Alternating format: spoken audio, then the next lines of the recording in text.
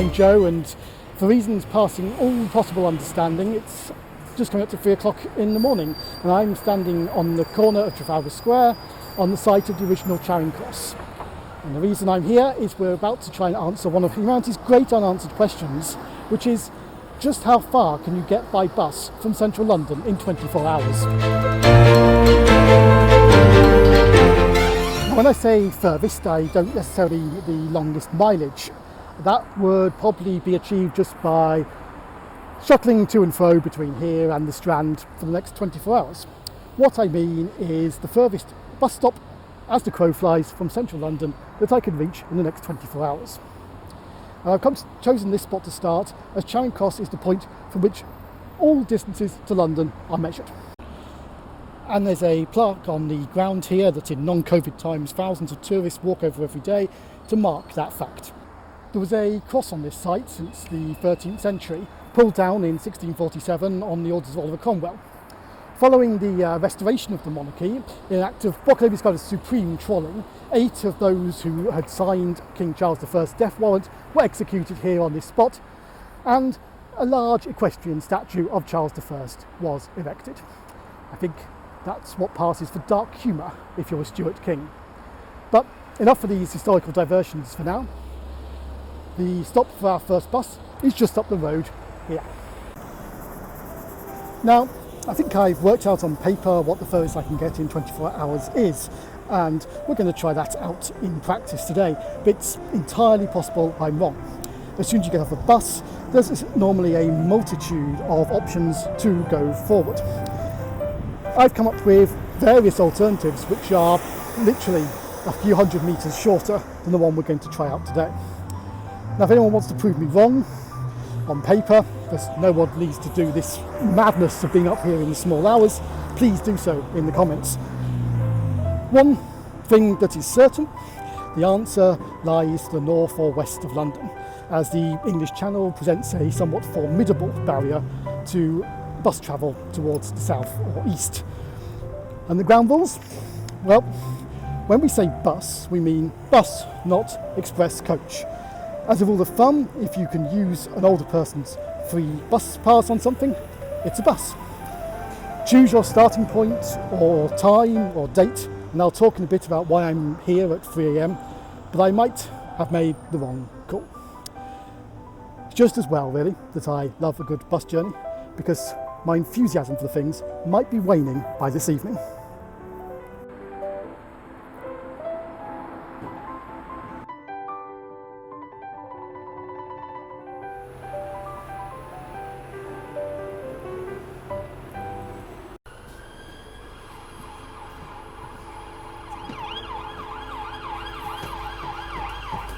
Morning.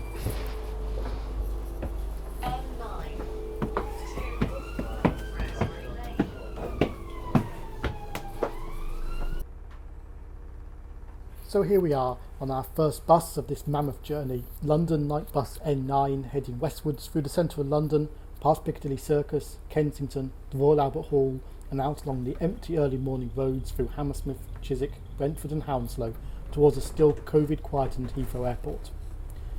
Now, the reason I'm starting this early in the morning is about efficient use of time, to maximise useful hours of bus travel and the distance we can therefore get. In a 24-hour period, there's a great chunk of time from about 10 PM to 6 AM when in most of England buses don't really exist.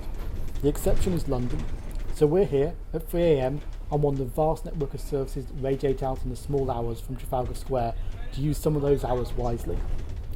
And the great thing is, the night buses take you far further, far quicker than Transport for London's daytime buses. In the hours when anyone much is awake, there's no direct bus from central London to Heathrow. You're supposed to take the tube.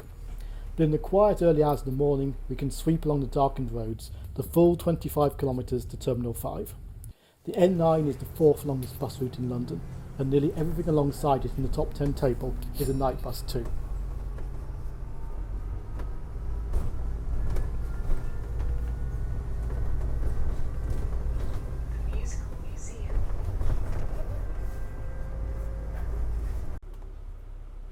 Coming into Heathrow now, the bus is very full and we're a bit late.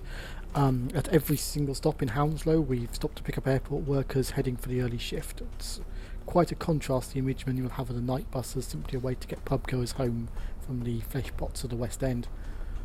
We've got to go through the tunnel under the runway to Heathrow Central, turn round and go back out through the tunnel and round the perimeter of the airport to reach Terminal 5, and at the moment we're about 15 minutes late. Fingers crossed for my first connection. We don't want it all to go wrong this early on.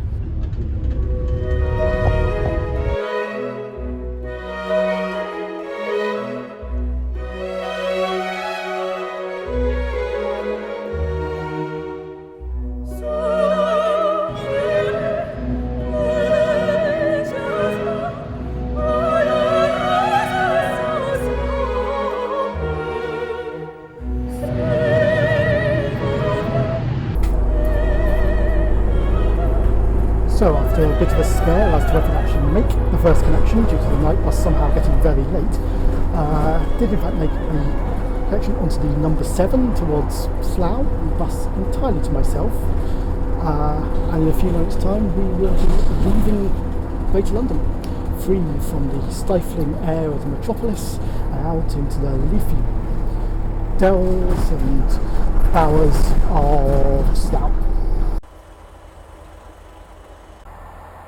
So we did of course get to Slough in the end. Dawn is breaking over the Holiday Inn Express, and perhaps more interestingly over the rather fine Great Western Railway station. Now those of you who have seen Slough's most famous export, the UK version of The Office, will have caught a glimpse of the old Slough bus station for a second in the opening credits, a concrete monstrosity with a roundabout underneath it. So it may come as some surprise to see what the current Slough bus station looks like. A sort of large metallic worm. Behind me you can see why it wasn't actually worth leaving London any earlier than 3 o'clock. Whilst there were plenty of night buses and there was another bus from number 7 from Heathrow that I could have caught. Here we are at Slough, and we've still got to wait for the first bus out of here. So our next bus is the X74 at 5:31, heading into the Chilterns and to High Wycombe. And yes, those of you who are following along the map, we are suddenly veering north. Anyone who got the idea we were heading west perhaps is slightly misled.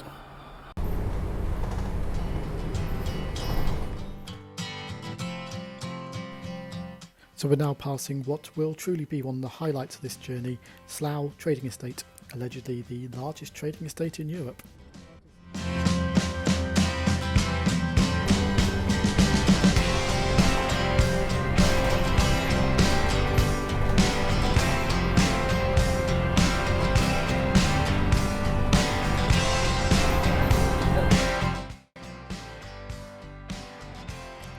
So, slightly excitingly, we're now on the M40, bypassing the town of Beaconsfield.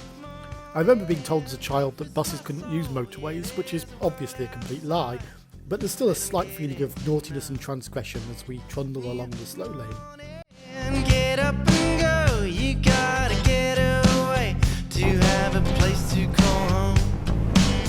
This city fills me with a world I've never seen. Yeah, everywhere I look, so near rising sea. New morning, open your eyes, you gotta get outside. So we've reached High Wycombe bus station in the heart of the Chilterns. One of the many attractions of this location is what claims to be the UK's first fashionable face mask vending machine. If only I'd known that was a thing, I'd have stocked up. Not very fashionable.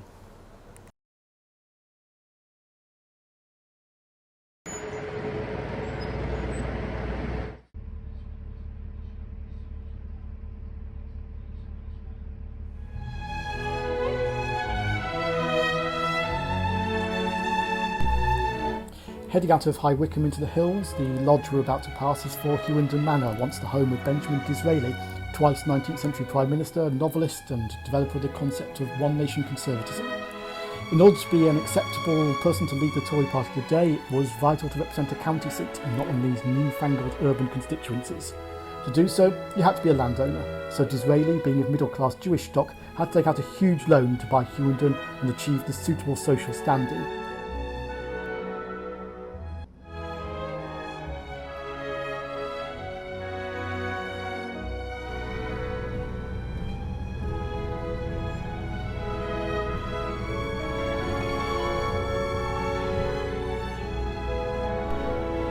we're on to our first proper climb of the journey, and our little bus is struggling up the 100-metre climb out of the Hughenden Valley and up to Knapp Hill.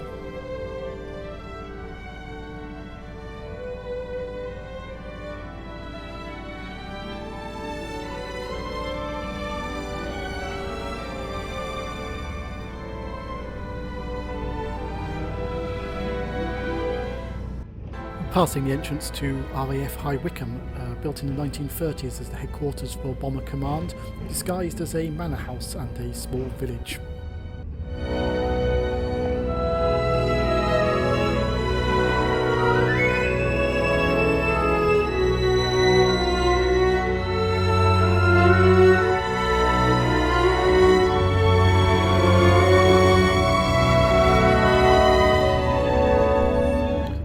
Just to fit with the Prime Ministerial theme of this trip on the 300, just below that northern Chiltern ridgeline over there by the village of Ellisborough is Chequers, the PM's grace and favour country residence.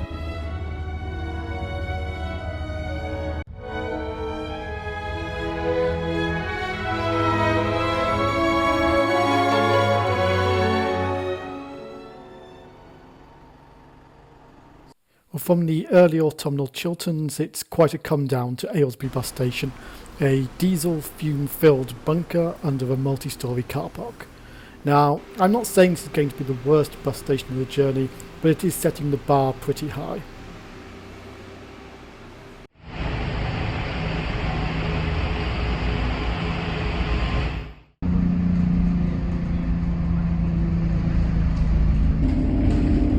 We're now on the 100 bus, passing through the Buckinghamshire village of Wing.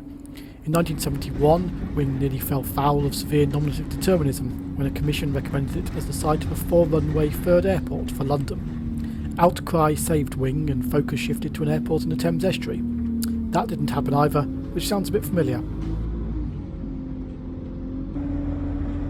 The 100 is a bit of an express bus taking commuters into Milton Keynes, and we're now batting along the Leighton Buzzard bypass. The Milton Keynes conurbation is famous for not being named after John Milton or after John Maynard Keynes, though the government minister in charge in naming this new town in the 1960s hoped you would think it was. It's also famous for having roundabouts, lots of them.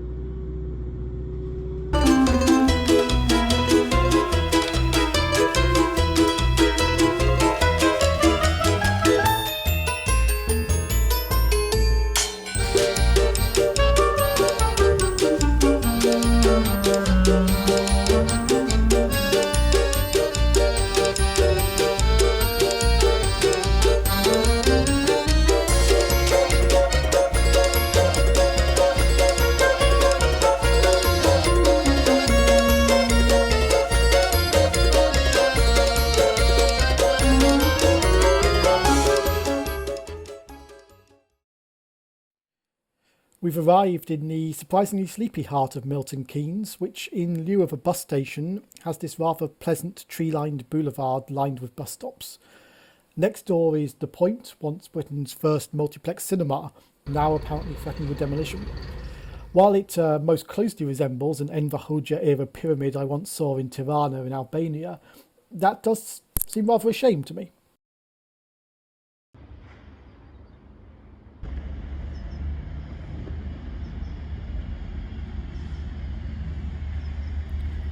The X6 is our first double-decker since leaving London, and we've got the best seat in the house and the top deck entirely to ourselves for the journey to Northampton. The little secret to making good progress on this sort of journey is to find a hopscotch of good-sized towns about an hour apart. Invariably, you'll find there's a good, fast bus between each of them. Here, on the borders of the South East and the East Midlands, we've got exactly that sort of sequence, and we can spin northwards at good speed. Once we're extracted from Milton Keynes' gridiron of boulevards, we've got a 16-minute spin all the way to the little hamlet of Grafton Regis with no scheduled stops at all. And after that we can plough on along the fast trunk road through the large village of Road into Northamptonshire.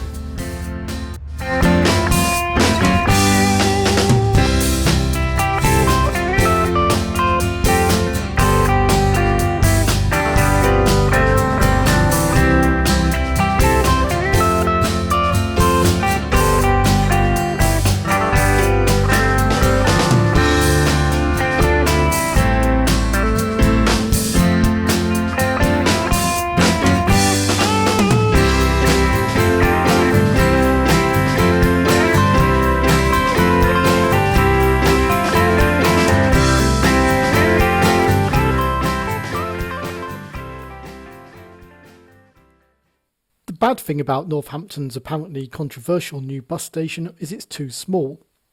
The good thing about that is that the lack of space means that instead you get off the X6 next to the town's stunning All Saints Church.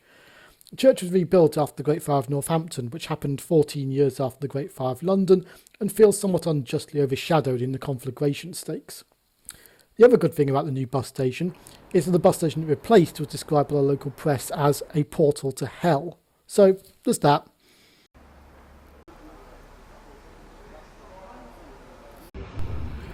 Well, the bus may say Coventry on the outside, but in reality it's going nowhere near there. The X7 is a long-haul route heading due north out of Northampton. Maybe I'm too conditioned to think that Northampton is a medium-sized town, but it sure seems to go on for a very long way.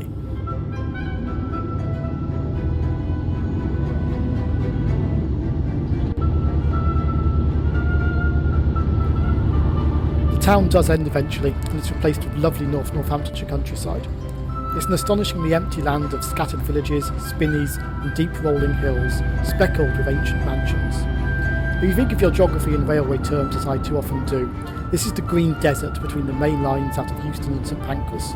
Its rail links long since given way to this bus. This is deep England, and it's suffused with deep English history. On those fields below us in 1645 at the Battle of Naseby, Cromwell's new model army effectively destroyed the royalist force, at a cost of 1,400 lives. Defeat here meant that the King's forces ceded control of much of southern England, effectively ending the Civil War in any meaningful military sense. About halfway along the X7 journey, this is Market Harborough. As you'd guess, it's a market town, and a nice one too, though choked with too much traffic.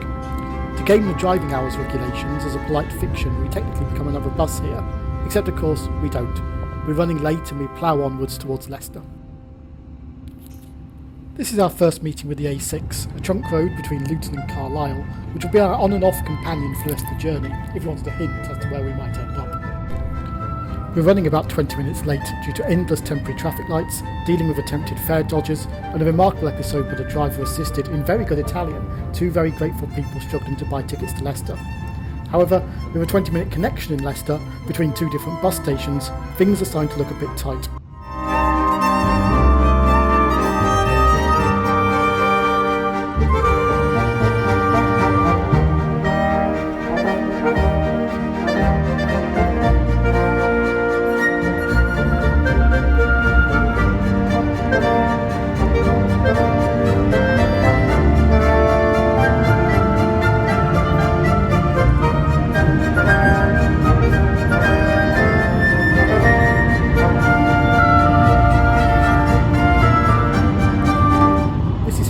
Bus station in Leicester. It's 12:18 and our next bus is due to leave St Margaret's bus station a few blocks away at 12:20. No chance of that. Luckily, this is a connection into a frequent service. We just need the 12:40 to be nice and punctual.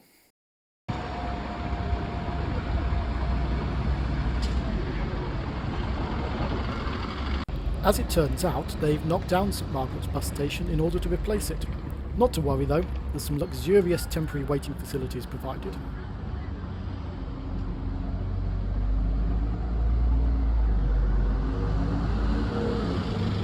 The next rather excellent bus makes up for its starting point though. It's the Sky Bus, too grand to have a number, operated by local stalwart Kinch Bus. As the name suggests, it serves the local airport, but in reality it's a route linking small towns and villages between Leicester and Derby. We start off with a fast run along the A6 dual carriageway to Loughborough before veering off down country lanes towards the airport.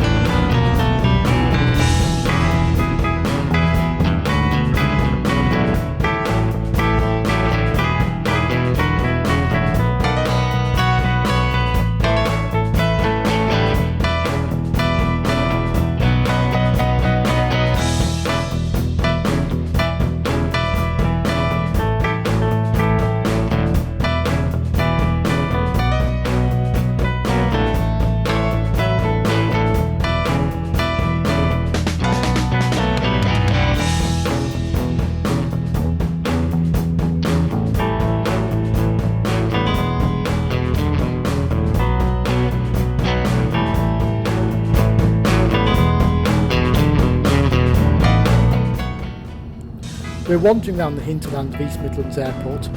It may not impinge much on the national consciousness as a passenger destination, but this is the UK's second busiest freight airport, second only to the one we visited at 4 AM.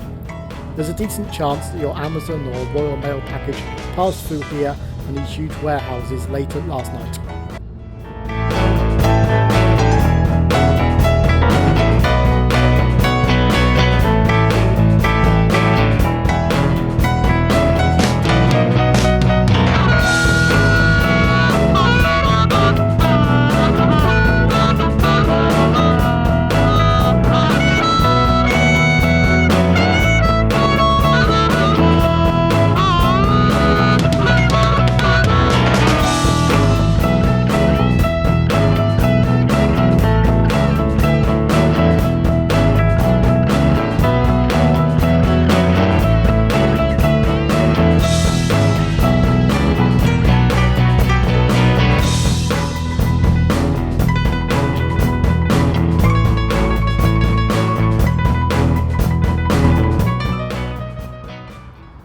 As we needed, the Skylink was punctual and we're back on track here at Derby. The lovely riverside gardens beside the Derwent must surely be the nicest thing out the back of any English bus station. Just up the river is a statue of Bonnie Prince Charlie, marking as far south as his Jacobite forces got. He occupied Derby for 2 days. Despite a remarkably easy time getting here, he then retreated to Scotland on the advice of his generals.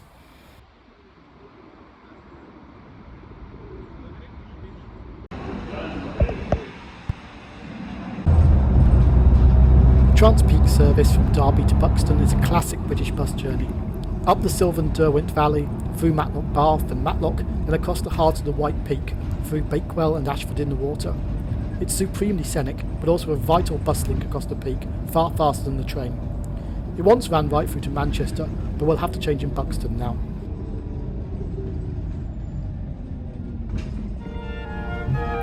As we arrive in Belper, it's exactly 12 hours since we left Charing Cross. This feels appropriate because, as someone suggested on Twitter, Belper is the first place that feels northern rather than Midlands. The houses, the colour of the stone, the first mills. To cap it all, it has a classic bus station, where the bus drives into a shed, half bus station, half depot. Once common in small towns, but mostly long since swept away in favour of a few bus shelters.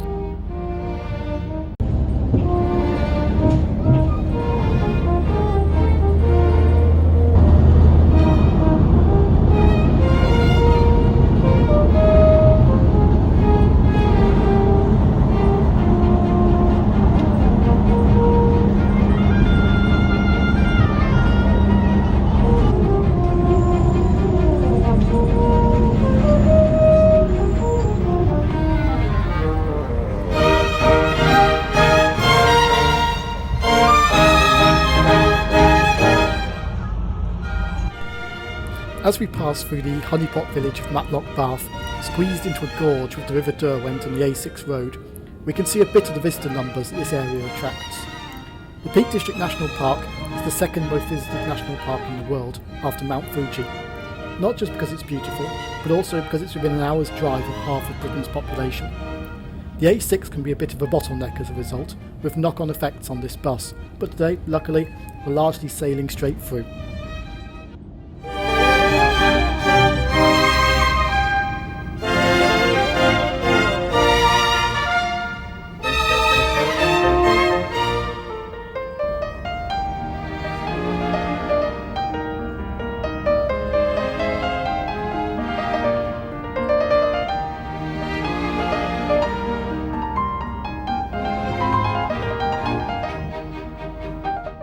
We're now passing through the Peak District town of Bakewell.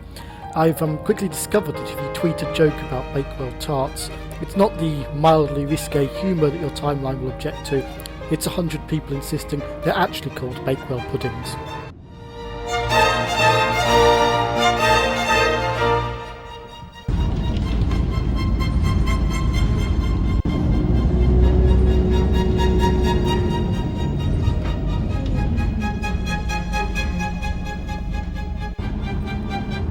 We're racing westwards now beside the River Wye through the heart of the White Peak.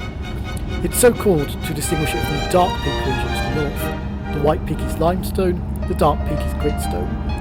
from their different geologies arise very different topographies and equally a different atmosphere. In literary terms, the White Peak is Jane Austen and Pemberley, the Dark Peak is Charlotte Bronte and Thornfield Hall.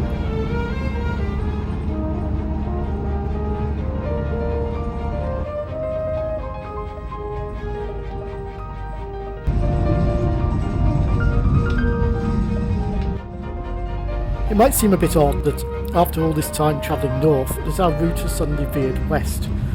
When working out the furthest I could get, I quickly became aware of where the gaps in the bus network are. One of those is in the Vale of York, where buses are infrequent and stop early in the evening. If we stuck to the eastern side of the country, heading into Yorkshire, we'd come to a dead end quite early. Scarborough would probably be the limit of our journey. But the closer linked towns and cities on the other side of the Pennines present opportunities to go further later. That's why we're now climbing over the national watershed and heading towards the industrial northwest. At 300 metres above sea level, Buxton claims to be England's highest market town, though Alston in Cumbria disputes this. It's still not entirely unknown for this spa town of 22,000 people to be cut off entirely by snow. The spa means it must also be the smallest town in England to boast an opera house. Not much time to see such delights today, alas, just to scope out an excellent little bookshop, sample the local wares and, as the county council's cutesy sign says, keep calm and take the bus.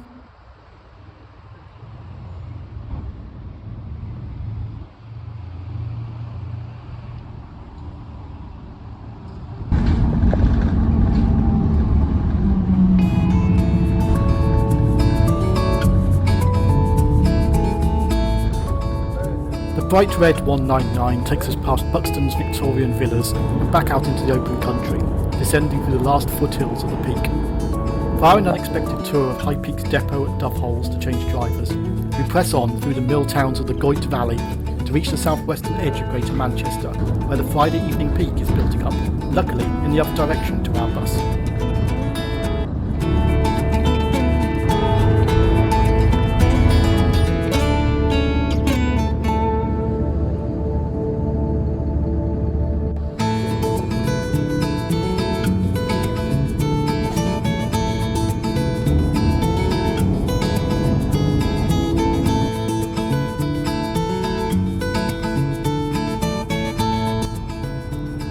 We're not going all the way to the airport, but popping off on the broad, bleak A6 road, naturally, in the Stockport suburb of Stepping Hill, to switch to a more local service.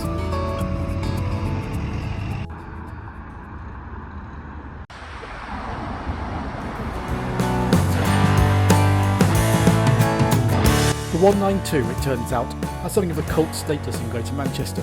They even make posters of it. This evening, to me, though, it seems a bit disorganised, with bunched buses, services turning short of their destinations, and grumpy drivers.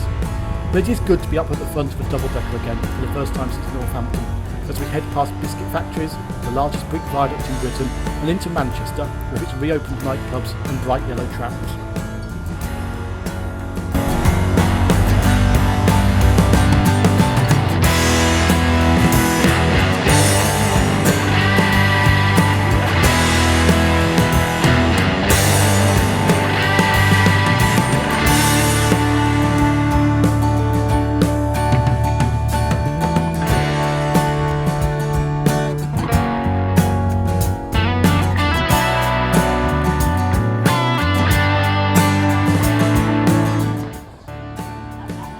Manchester, on a balmy August Friday, has an almost continental feel, with the Passeggiata in full flow in Piccadilly Gardens. It's buzzing and friendly, and best of all, my schedule gives me 45 minutes for a quick dinner before I head over to sparkling Shoot Hill Interchange. I've got a choice of buses for the next leg, but I'm choosing the fastest, the number 8, straight up the A666 to Bolton.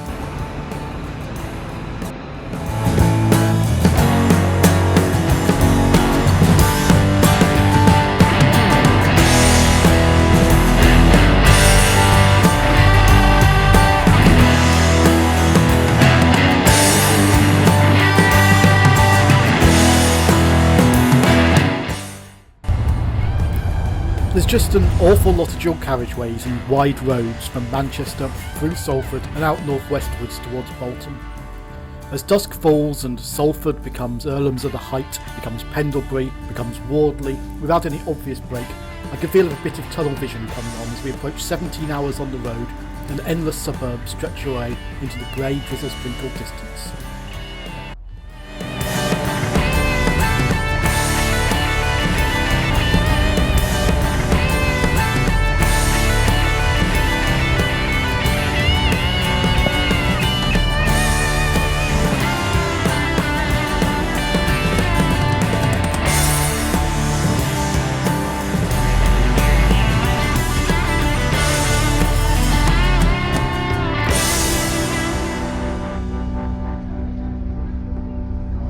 A choreographed, almost balletic arrival at Bolton's bright, vast bus station with a few other double-deckers feels a bit like docking at a drizzly space station.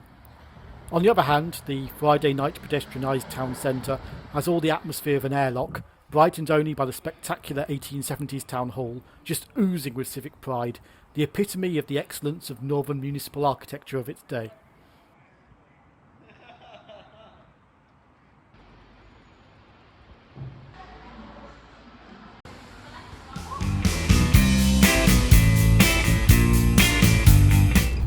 In the daylight, there must be some great views from the top of the 125 that climbs the Chorley Old Road. This evening, though, just the distant lights of the Lancashire Plain. We start off empty, but slowly fill up as we proceed towards Preston, becoming a pub crawl bus, with the lower deck loud with tall tales of sexual exploits and youthful batting prowess.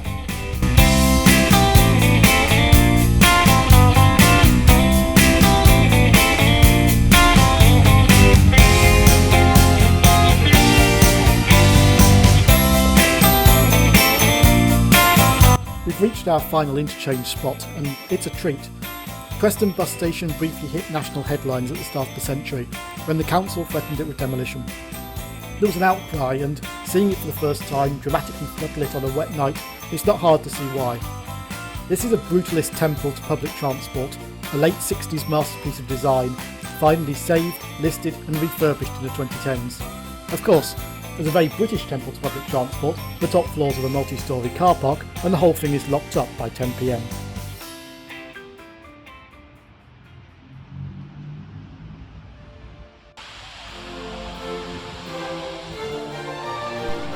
So here we are on the final bus of the day, and the answer to the riddle is revealed. Our destination, and I think the furthest you can get from London by bus in 24 hours, is the Lancashire seaside town of Morecambe. The number 40 normally runs between Preston and Lancaster, but because the bus garage is at Morecambe, the last couple of services of the day extend there, giving us a few extra miles from Charing Cross. We're taking one last ride on the old A6, through Garstang and Lancaster, then branching off for the final run to the coast.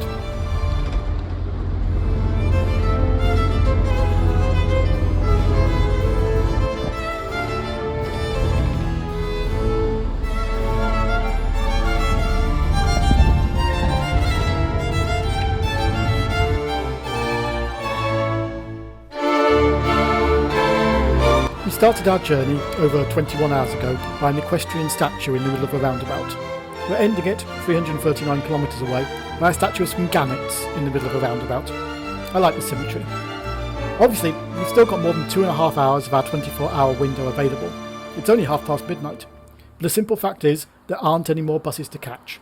I can't find a way to usefully use the remaining time. If you can, let me know. We've had a great run. With 13 connections, we easily made 12 of them, and the one we didn't make didn't turn out to matter. It's been great to see a full day of Britain's life, from the airport shift workers at Heathrow to the party goers of Preston. Most of the buses have been comfortable, the new towns and cities I've seen fascinating, and the countryside lovely. At nearly £57, I'm not sure I'd recommend this as a bargain or speedy route to Morecambe, but it's been a huge amount of fun. But now, bed.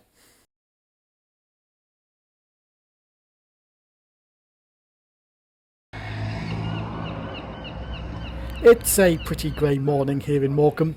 There's no sign of the usual fabulous view to the Cumbrian fells, but the bleakness and majesty of Morecambe Bay is still hugely in evidence.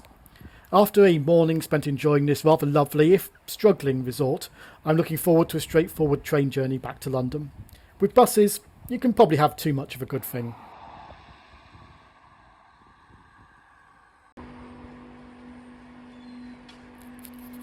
Yep, that was inevitable. It's a rail replacement bus.